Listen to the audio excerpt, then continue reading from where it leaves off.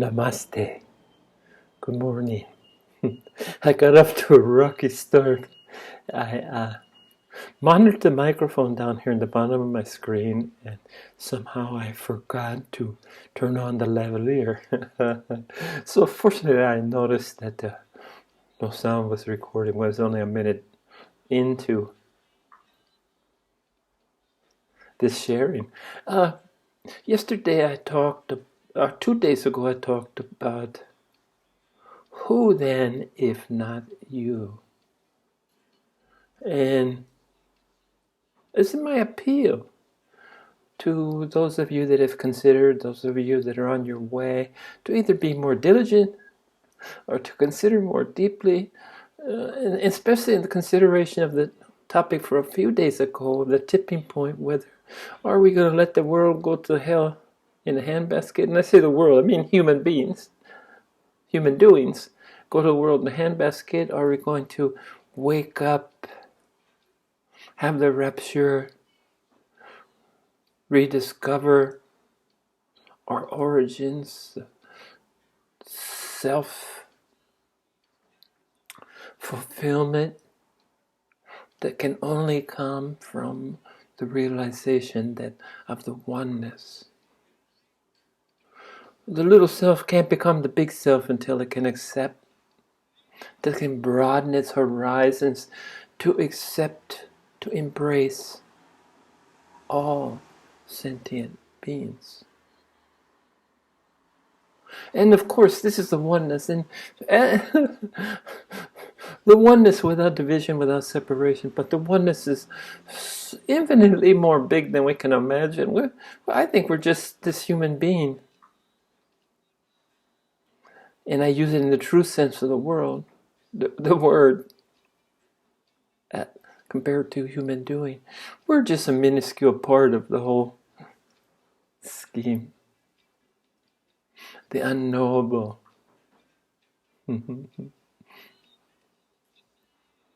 Which we can venture into the territory of unknown. And in that venture, in that excursion, in that awakening, in that remembering the forgotten, we can penetrate, the unknown becomes still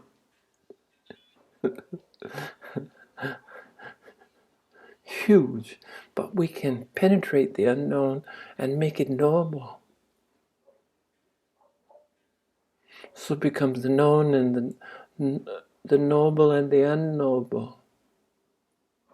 And I told you about sharing a personal experience of my awakening, the 2 days that it took place. And for a brief second of time, I knew everything that could be known, has been known, and will be known.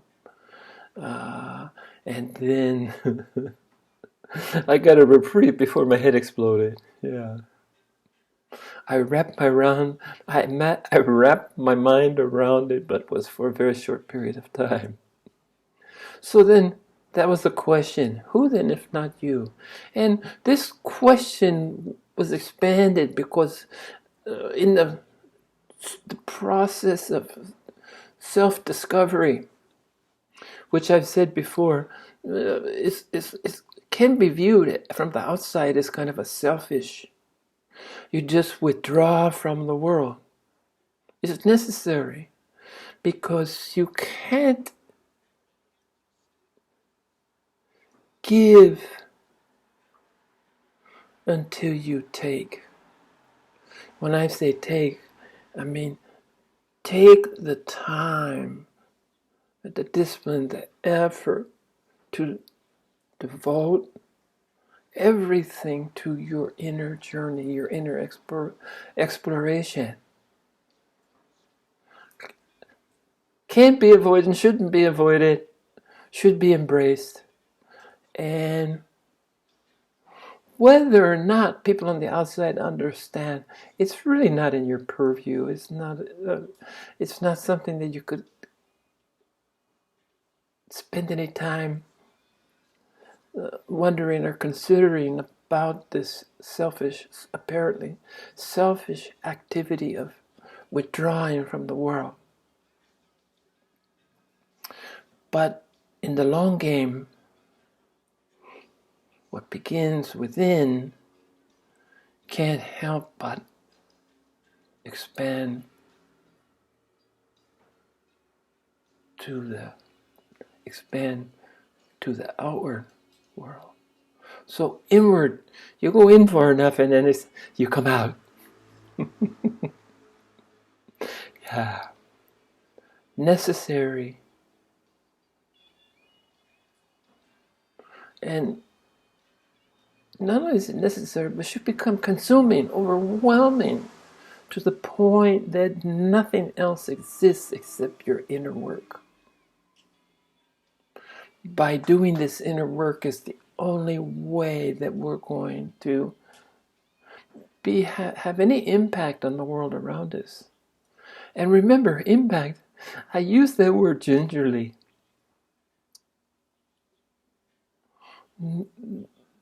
We don't have expectations. If we don't have expectations, we won't be disappointed that our contribution to the world, after we've done all this hard work, after we've remembered the forgotten, we're destined to dwell in anonymity. Few will know, but many will feel. The goal is, I think, to walk down the sidewalk without any robe, without any garb, without any kind of declaration of your spirituality, just in your normal street clothes. I've been wearing plaid a lot. I love it. Love this shirt. Love the sleeves. Anyway, walk down the street in my plaid shirt. I won't wear this. I won't wear this. I only wear this for my sharings because it helps ground me. But to make an impact, as my order, it's the Rinzai Zen that I love so much, be a monk without a robe. And your job was to go out into the world, not to cloister, not to withdraw. Of course, you need to withdraw to get your footings, to get your balance, to get your equanimity, to understand what's important, to have time to mourn the death of your ego. All these are really helped in a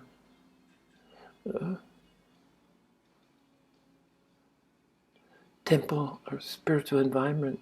The time I spent in Japan and was really great because, you know, my worldly needs were taken care of. It was always at a minimum level, but we woke before 4 a.m. We meditated, we did walking meditations. We were fed, clothes, and house, and given the opportunity to develop and grow spiritually, to do our inner work, only to be. At 3 years of study, you had a choice to either be ordained or to go out in the world fully prepared to make the contributions, your unique contribution, no matter how small a scale, to go out into the world. So this is all setting up today's teaching. I've heard it a lot recently. If not now, when? And this is used for all kind of, it's become a catchphrase for all kind of self-help.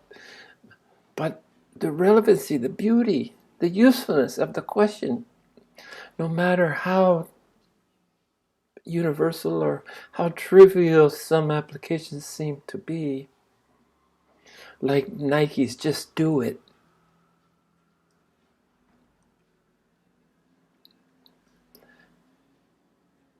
So if not now, when? When are you going to decide that it's time for you to begin your spiritual journey? When will you take that first among what ends up being countless steps? When will you journey up the mountain? What will your path be? Will it be up the steepest part? Will it be all the switchbacks and the roundabouts like I took? I was in no hurry. There was no destination after all. So the whole point was the journey, the step after step after step. And I've mentioned before that sometimes it's a very steep climb, sometimes it plateaus. For some distance, sometimes it's kind of hilly that requires up and downs. Anyway, however you visualize this journey, I'll ask the question again, if not now, when? Now I'm speaking to an audience that's probably not listening to me. But that doesn't make my responsibility to any less so to ask the question. Even with full knowledge that my asking will only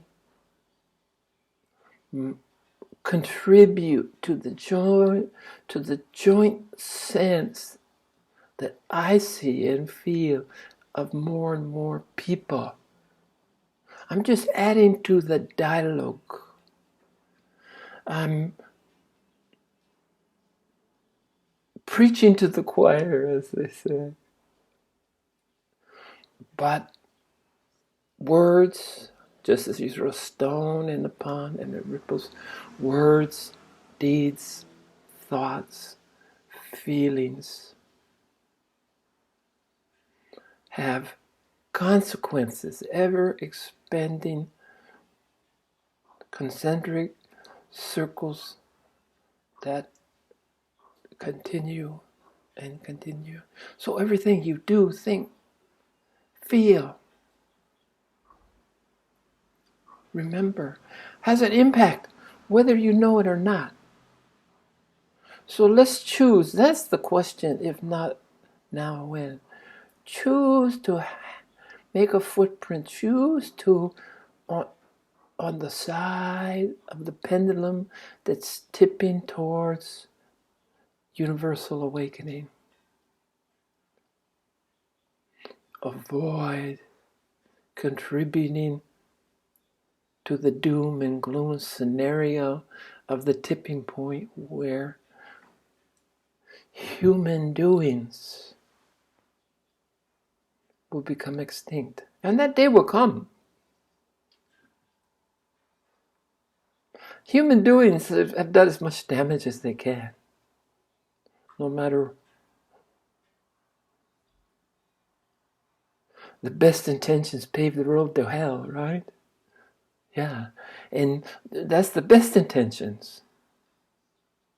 And the worst elements of human doings, accumulation, fear, jealousy, hatred, they have that rippling effect. So first we choose not to participate in contributing to the end of human doings. We do this by being. Embrace what we're called, after all. Embrace human beings, to just simply be. Be in that state which is your birthright, that state that's all-encompassing, that is exclusive of anything else, that dwelling in a constant state of joy, once you realize the universality, the brotherhood and sisterhood and the unification of the divinity, of the divine light, of the divine song, of the music of the universe. Once you hear that, once you just simply be, nowhere to go, nothing to accomplish, just a matter of awakening to what, going home. Home is where you feel whole, because there's no separation and division of the ego. There's no desires.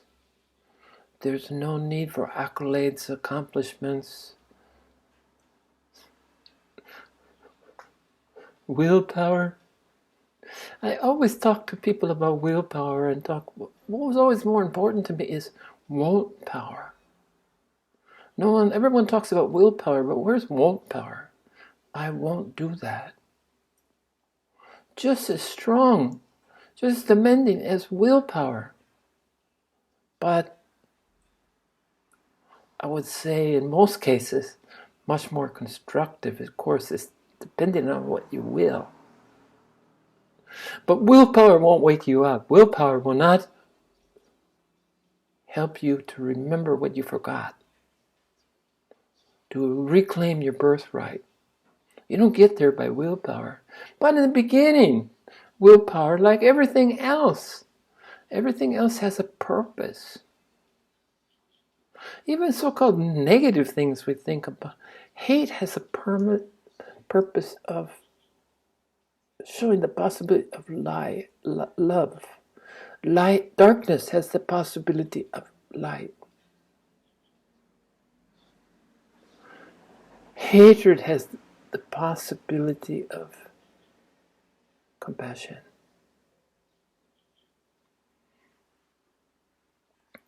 So willpower, so too, has its place.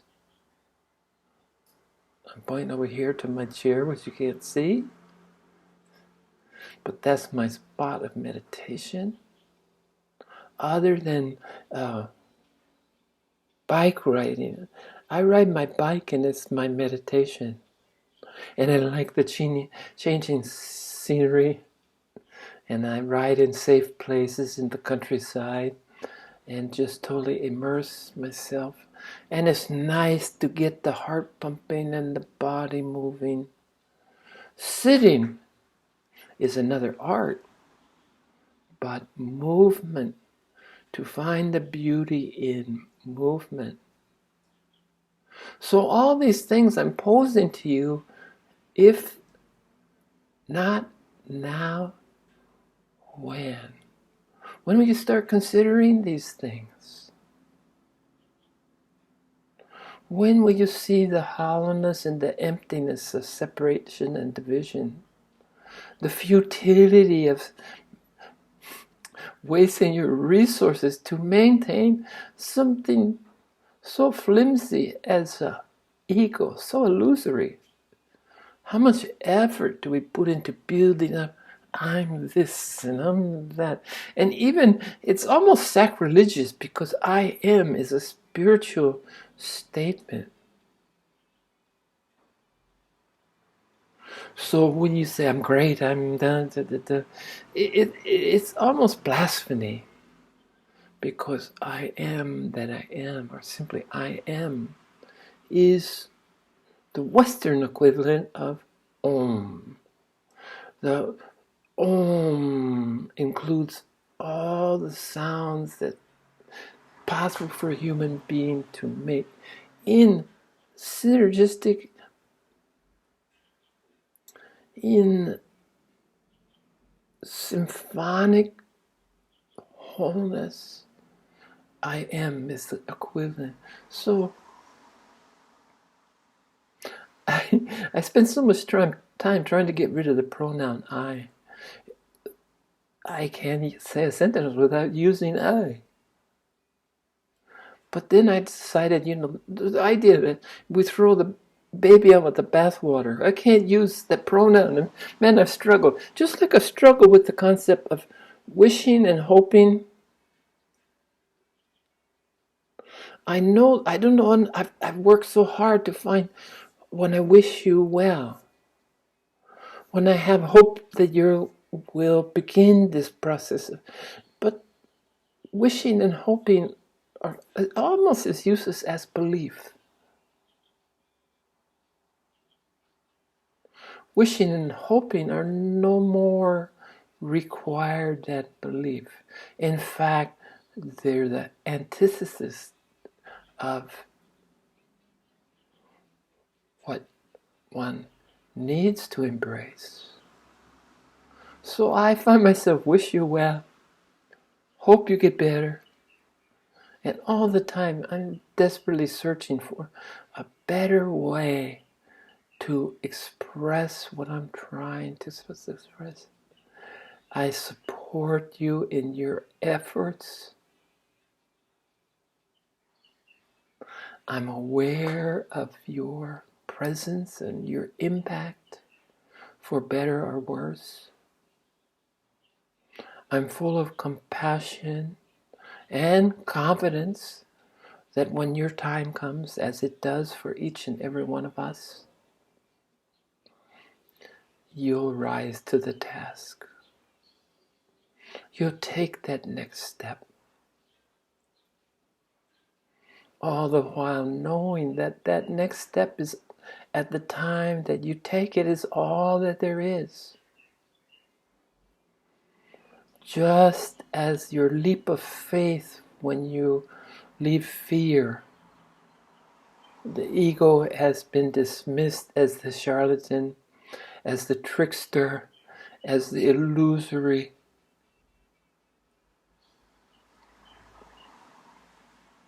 Or the illusion that it is. So, if not now, when? It means taking that first step. And that first step is all-inclusive. It's about being in the moment. Now is all there is. Doing these sharings really helps me to celebrate my ability to be in the moment, because when all is said and done, everything else is denied me. I can't be in the past. That's just a little mind. I can't be in the future. All I can be is here, now. Pretty obvious stuff. Pretty simple. And that's what I celebrate about this. That's the most precious characteristic of spiritual awakening, is its simplicity. In its simplicity means lies union, lies fearlessness, lies even something as mundane as content. I'm very content that all I can do is, I can prepare. Meditation is a preparation so that you'll be prepared for your next step. And your next step, you can choose. You can step in dog shit,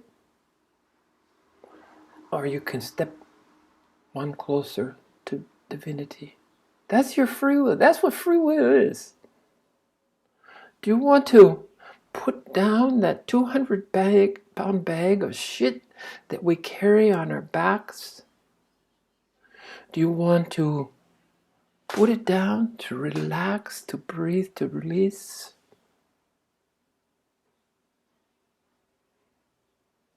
Just was reading that about, I can't think of something sin, anyway.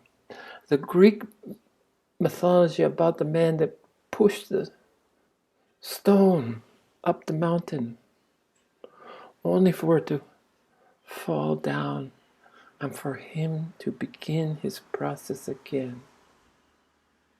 This is, the journey is hard enough, but wow, put down that 200 pound of shit that's full of regrets, that's full of the conditional tense, shoulda, coulda, wouldas, guilt. Put it down. Oh, it felt so good. I need that.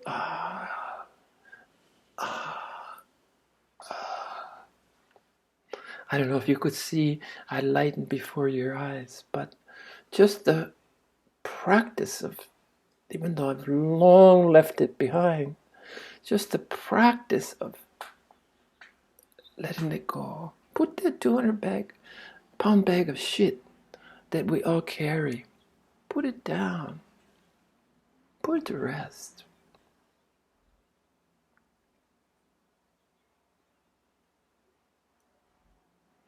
So I'm offering, at the same time, I'm challenging you with a question, if not now, when? I'm offering up in this quest my little contributions, and by no means unique. I don't ever claim to say anything that hasn't been said or thought or felt, because there's no such critter. Everything that could have, would have, anything that could, has, anything has, is, or will be known, said, experienced. It's out there. It's available. You can learn to tune in to this source of wholeness, all the accumulation, the storage of everything. It's there. I wouldn't be overly concerned about it because it's a little overwhelming. But it's there. You can learn to be selective. I need this and I need that.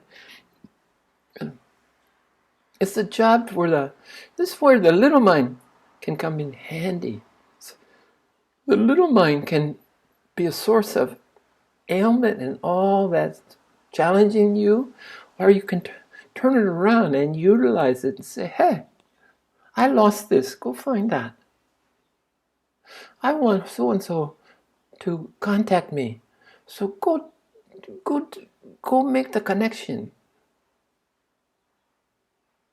There's so many things that the little mind is useful for, so it's not to be disregarded, it's to be utilized. What's to be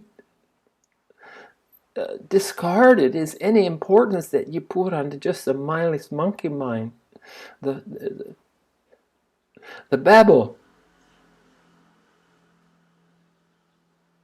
which has no purpose other than to divert you from the straight and narrow, from your path, to confuse you, to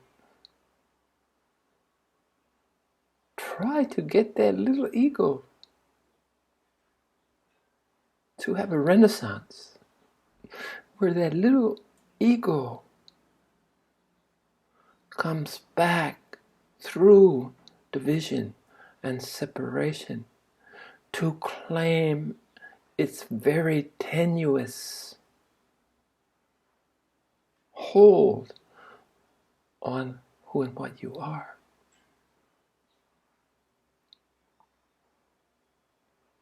And it's not challenging, it's not overwhelming. I suggest, and I certainly practice a very modest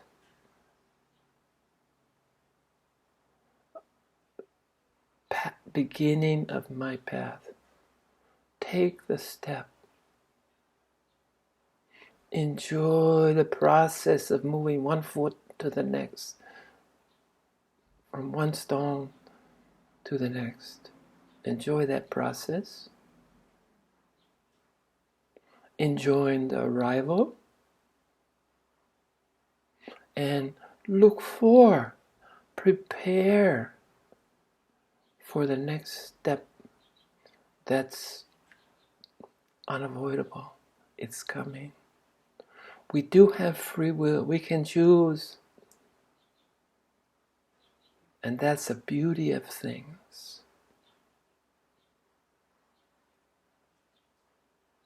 Is that you have free will. You have free will to screw everything up. We have free will to act selfishly in the sense of accumulation, separation, anxiety, fear, jealousy, to covet, to seek solace in the accumulation of material. Oh, when I get this, or oh, when I get that, or oh, when somebody loves me, or oh, all these are nothing if not exercises in futility. So wake up. Come on. If not now, when? Only you can choose. And the amazing thing, the beautiful thing is that once the choice is made, on a conscious level, you could be subconscious, but we have to move it up to a conscious level. No matter if you do it through self-improvement, you do it through selfless service, you do it for the quest of knowledge, you do it through the quest of selfless action, you do it by tuning in to the chakras and the energy of the universe. It doesn't matter. What matters is that what motivates you when universal good becomes more important than your self-centered desire for anything. Your desire to desire. So take that first step. Maybe you can be a better man and take a huge leap of faith. I chose to do what I could, to be simple, to choose in each moment how I want or what impact I want to have on the world. Do I want to contribute to the malice, or do I want to contribute to the betterment? That's the question you ask.